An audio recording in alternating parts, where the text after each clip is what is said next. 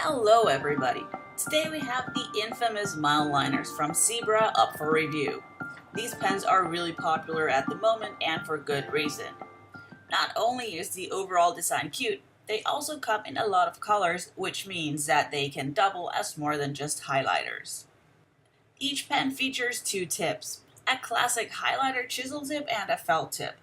The chisel tip works the way a normal highlighter would, whereas the felt tip works great for underlining as well as for writing bold text like a headline, for instance. The size of the chisel tip is slightly smaller than that of a regular highlighter.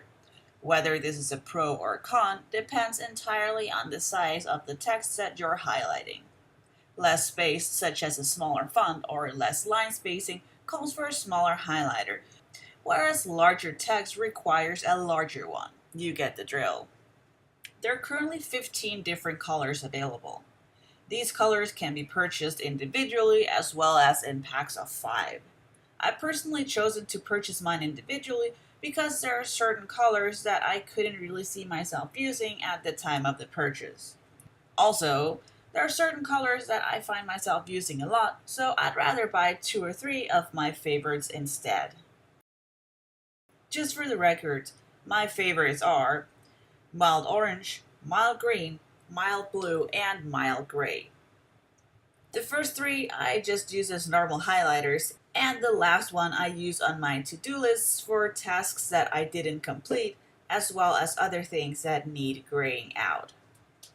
The thing that sets the Mildliners apart from regular highlighters is the non-neon colors. Traditionally, highlighters have been bright, almost fluorescent, which is what makes them pop out from the page and thereby highlighting. Mildliners are mild enough that they don't really do that.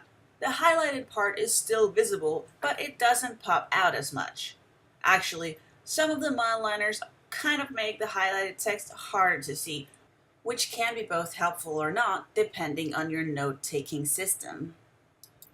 All of the Mildliners from the pink set, mild pink, mild orange, mild yellow, mild green, and mild blue highlight the text without being too aggressive.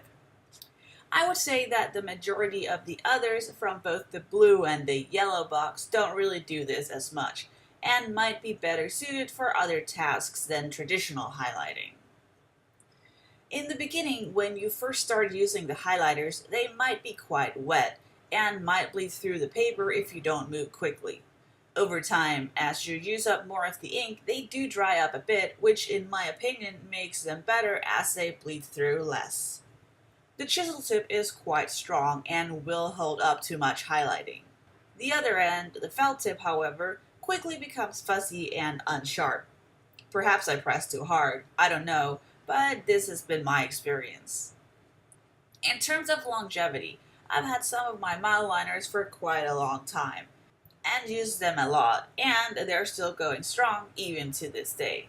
Even though some people might find them a bit pricey for what they are, I find that they're worth the money, especially the colors that are more or less one of a kind and that you can't get from other brands.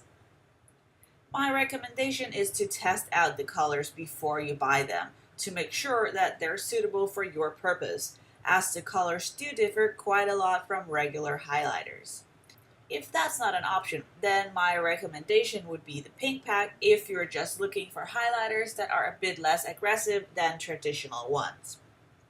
The retail price for the 5-pen box is 42 Hong Kong dollars or about 6 to 9 US dollars depending on where you buy it. Each individual pen retails for about 8 to 9 Hong Kong dollars or $1.50 US. Thank you so much for watching, and I'll see you next time. Check out penmesh.com and don't forget to like and subscribe.